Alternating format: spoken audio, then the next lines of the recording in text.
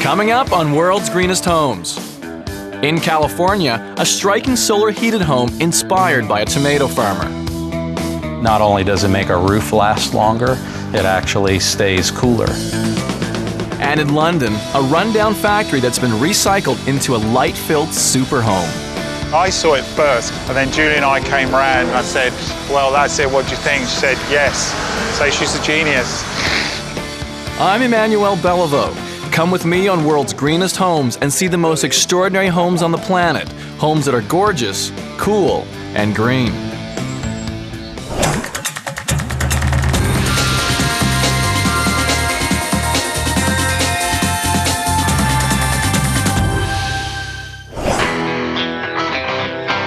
Our first home has two halves. A modest 1920s bungalow on one side, and on the other, a sleek new addition. And check out the solar panels, not hidden away on the roof, but a giant canopy draped over the top and down the sides. And big enough to slim down the owner's energy bills by 90%. I'm on my way to Venice Beach, California. This is one of LA's funkier neighborhoods, and it's a place where people know how to take advantage of the hot California sun. Less than a mile away from the beach sits a neighborhood of 1920s bungalows that are big on charm, but small in space. But one house stands out from the crowd. It's a vintage Spanish-style bungalow that's been transformed into a modern masterpiece. And they did it without ever having to demolish the original building. Architects Larry Scarpa and Angela Brooks live here with their son Calder. The bungalow side of this home has an open concept kitchen and dining room. And off that, an office, bedroom, and bathroom. Behind the old bungalow is the other half of this home. A new two-story addition with a spacious living room that opens out onto a garden.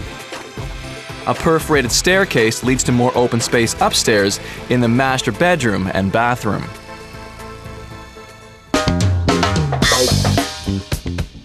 Hello, hello. Hello, Larry. Nice to meet you, Emmanuel. Hi, Angie. Thank you for having me. This is great. So this is the original bungalow side? This is the original bungalow side. We remodeled the existing bungalow and then we added on the new part to the back two-story addition. You just came through our original front door. And now there's a second front door on the addition side of the house, as this property is what's known as a through lot. It has an improved street on both sides, and therefore we have two front yards rather than a front yard and a rear yard. And most architects will tell you that if you have two front yards, that's better because you don't have a rear yard setback. So you're actually allowed to build more. The result of knocking through the back of the bungalow and building the addition is to triple the size into a 1,900 square foot home. With those two front doors. It's kind of funny now because we have pre-remodel and post-remodel friends, and the ones before all still come through here. Okay. And our new front door is all our new friends. My son still, when we say, can you answer the door? He's like, which one? Because it depends if it's an old friend or a new friend, right? So he's still not sure which side is the front and the back. So why not just keep things simple and build something from scratch? When we bought the property, it was considered a tear down, but when we looked at it, being both architects, we saw it had some value. Right. And so rather than tear it down, we remodeled it. We saved quite a bit of money doing so. So let's start at the beginning, behind the bookshelves that divide the two properties in the 1920s bungalow. Now the original house starts right here?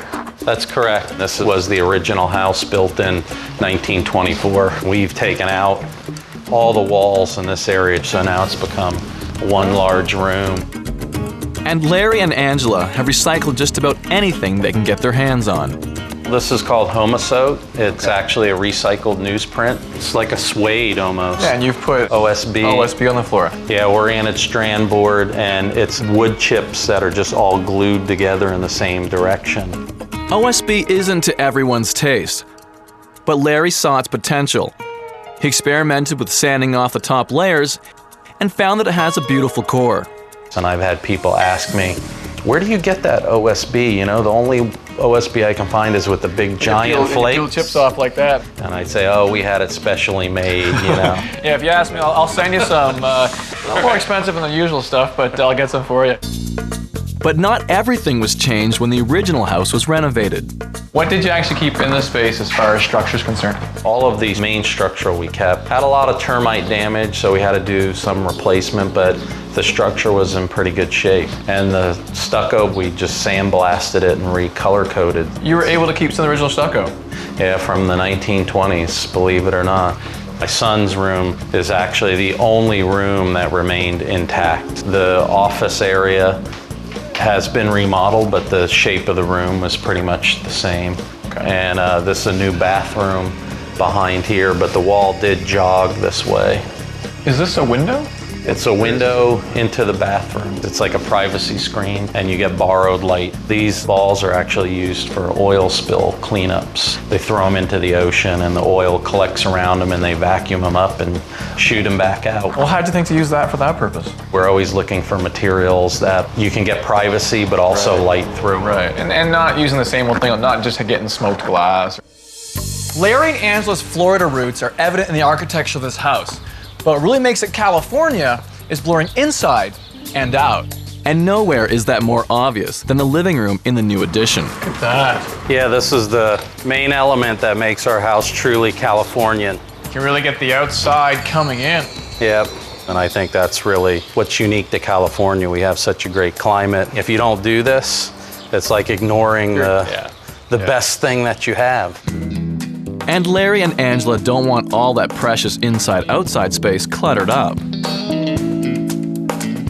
My husband and I both believe in a lot of built-in furniture, things that do dual duty. So for instance, couches that are built into the wall.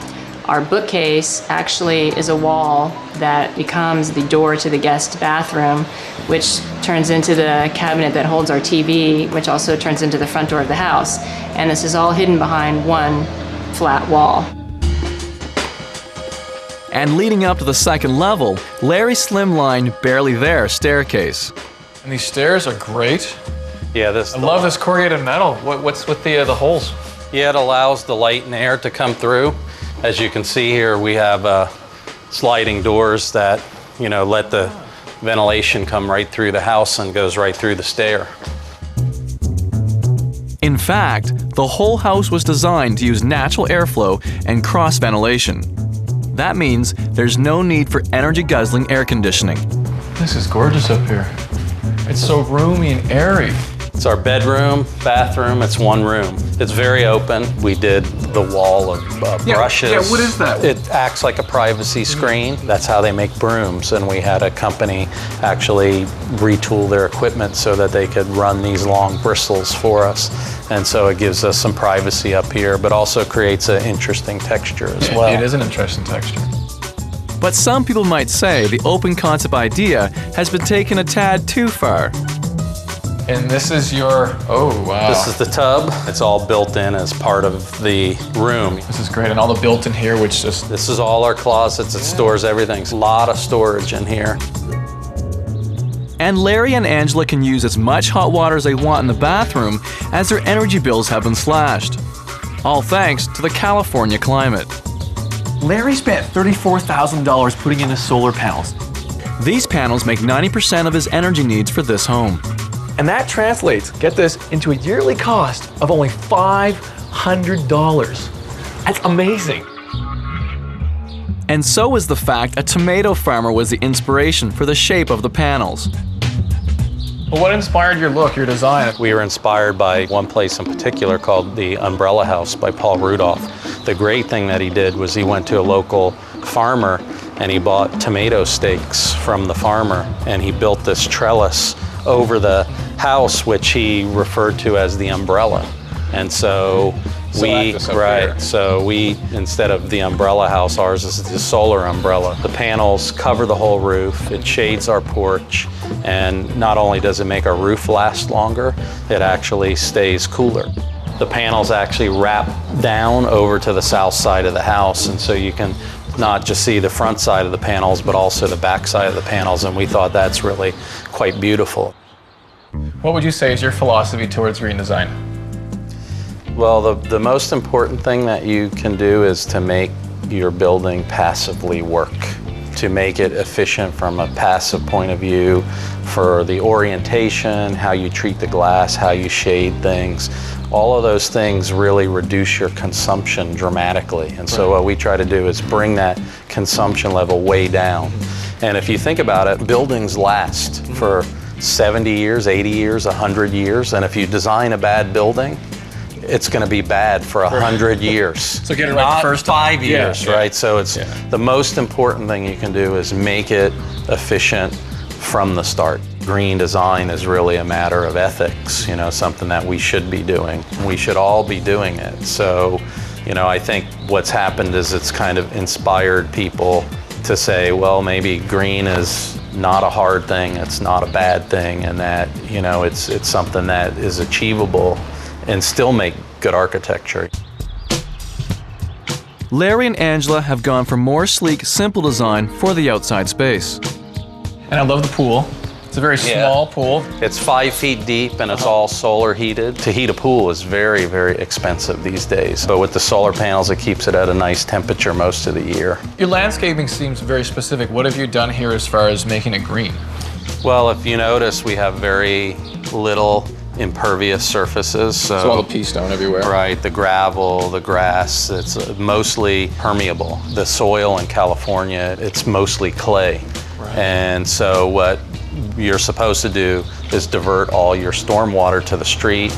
Well, the end result of that is it winds up in the ocean. Right. So by having less surface that has runoff to the street, it soaks into the ground and it naturally cleans the water and it doesn't wash trash from the street into the ocean. Right. Essentially, when it rains here, the beach is closed for the next couple days because it's just, you cannot swim in it. Aside from saving a bundle, what has Larry learned about designing the sleek green home? You know, people don't realize the house is that green. So what I really like is that people like the house, they enjoy it. They don't like it because they know it's a green house. They like it for the architecture and for the space and the way it's laid out. It can be a great place to live. It can also be a beautiful place as well.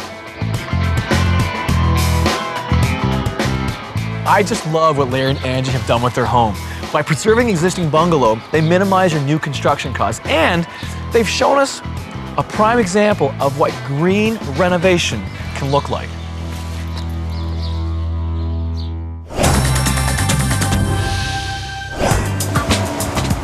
Our next home is in an up-and-coming area in London, where an architect and an artist saw something only they could imagine. They created a work of green design out of the most unlikely building, and they milked it for all it's worth. We're in Peckham in South London. It's a working-class neighborhood chock full of Victorian row housing. Until you get to this. A colorful eco-masterpiece created by artist Julia Mannheim and her architect partner, Ken Taylor. This 3,300 square foot live workspace has an open concept living dining area. Ken's architecture practice is in an office next door. Off the hallway is the library and the kitchen. Up the staircase, there's a surprise: 4 beach huts. The first is the guest bedroom. The second, the TV room. And the master bedroom and bathroom are inside the last huts. But this house isn't all it seems. Believe it or not, it was once an abandoned milk depot. It sat forgotten for years until Julia and Ken spotted its potential and recycled the whole thing, including the milk jugs, saving tons of stuff going into landfill. I saw it first, and then Julie and I came round and I said, well, that's it, what do you think? She said, yes. So she's a genius. When we first got the building, it had really no presence to the street. It wasn't very nice to look at. It was just a very plain A-frame kind of building, single story, and it didn't really give anything to the street. So by putting the gallery here, a gallery window. We wanted to give something back to the street. And similarly with this planter, to put something green there. Inside, it's obvious that their imagination has run wild. Ken and Julia have experimented with just about anything they can get their hands on. First off, the main living dining space. We've brought a material which you normally would find outside, inside. This material is from the roof, and the bitumen where they patch the roof makes these really nice abstract patterns. But why stop at exposed steel walls? Look up and there's a lot more steel. We've planned the staircase so that it doesn't block out the light. We've tried to make it of that grid material so that it's letting more light in. The staircase is built around the roof trusses.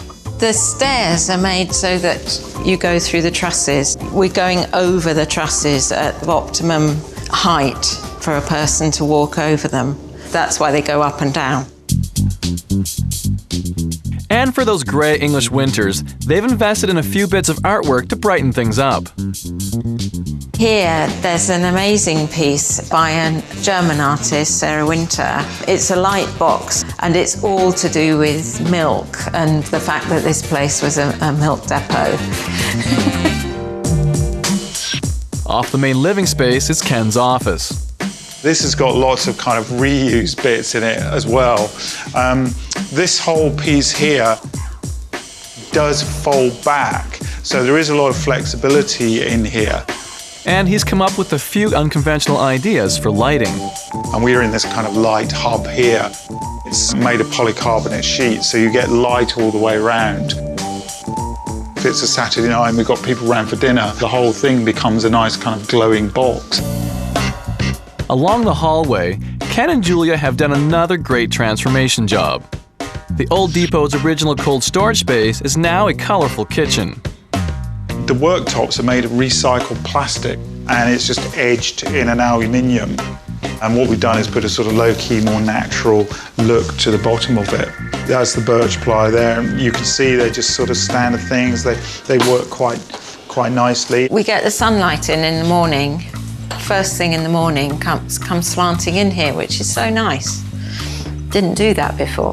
Well, that's the other thing is that about the building is all the internal doors have already been moved around, but they are existing doors because we want to keep the kind of existing quality of these.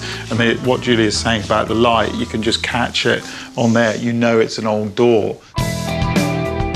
But going industrial with your design ideas doesn't always make for comfort. These are the contradictions of the sort of eco world, is that we've got this wonderful floor, which was in the cold store, but obviously there's no insulation underneath it. We don't want to cover it up, but it is slightly cold.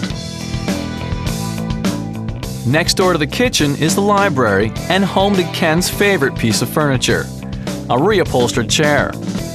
It's by a designer called Matthew Hilton. It's got this lovely fabric on it from Scotland, and it's an English oak frame. Nice reading chair. And it sits on more of that reclaimed floor. This is a floor which is asphalt with these bits of metal kind of stuck into it. And what we've done is we've just put a very simple metal paint over it, which is silver, which just kind of makes the room lighter. Upstairs, Julia and Ken didn't hold back with their design ideas. And yes, those really are beach huts. The idea behind the beach huts was that it's quite an oddity in Peckham, but actually we're not that far away from the seaside, so it kind of makes sense. They're Western red cedar, which is a beautiful material that doesn't need any maintenance at all. The beach huts are the proportion that goes between these metal trusses, which are the original trusses, and that has defined what kind of size they can be. They're the structure of the building, so we wanted to keep it, because otherwise the whole building falls down.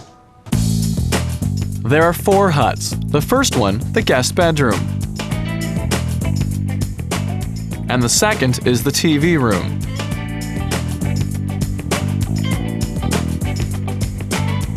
The master bedroom and bathroom are inside the third and fourth huts. It's built outside, so it's almost like you're in a kind of tree house with all these windows. The floor is randomly sawn so that it's just getting the most out of big sheets of ply. It makes a kind of nice feel and a nice pattern. The blonde wood floor complements the soft ice cream colors used throughout the huts. A cheeky reminder of the building's former life as a milk depot. This one must be mint. And the cool colors continue into the master bathroom. We've got a nice, enormous bath so that two people can sit in it together and one of them doesn't have to have the tap or anything. And there's all the privacy they need thanks to etched windows. When you're sitting in our nice, generous bath, you can just look out and see a bit of sky or a bit of tree. The next hut is the TV room, where Julia also stores her keepsakes. We have quite sort of more intimate things in here, and that's a heart made of seed packets. So it's like giving flowers or the potential for flowers to somebody, which I actually gave to Ken as a Valentine. Outside, there's more creative use of rough and ready industrial materials. And then this is corten steel, which rusts immediately that it's put on. So it's just a cladding, but then it rusts to this lovely, rich, orangey colour, and it doesn't rust any further after that. So, if you can make rust look good, why not push the envelope further? Believe it or not, this is their backyard fence. We wanted it to be a bit more private and thinking about recycling things. Obviously, it was an old milk depot, and we thought, well, what could be better? And so this has become a community project where everybody's been chucking these plastic bottles over. It's dual purpose, great for the environment and meeting your neighbors. But the home's most standout feature is this translucent wall. It's made of glass reinforced plastic. The material was used in garage doors on industrial products, and that's where we saw it. And what this does is it just ambiently heats up this wall here, which is a kind of solid wall. As you gradually come up this staircase, it gets warmer and warmer. If you want to conserve heat, maybe a translucent wall like Julia and Ken's is your answer. They built their wall by harnessing a steel structure to the top of an existing brick and cement wall. The glass reinforced plastic panels then just snap into place. The sun then flows through the translucency, heating the outer wall. That in turn heats the cavity of air and the inner wall, creating a type of heat sink. But it's at night when this house really shines. The translucent panels turn this home into a light lantern and the neighborhood's ultimate party space.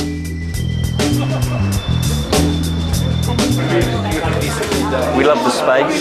It's a very interesting space. At the end of the day, this home is a perfect mix of industrial meets ingenuity. Now, Ken and Julia really did create a work of art. The fact that they built a showcase home out of an old condemned milk depot makes transformation all the more impressive. Now that's forward-thinking green design.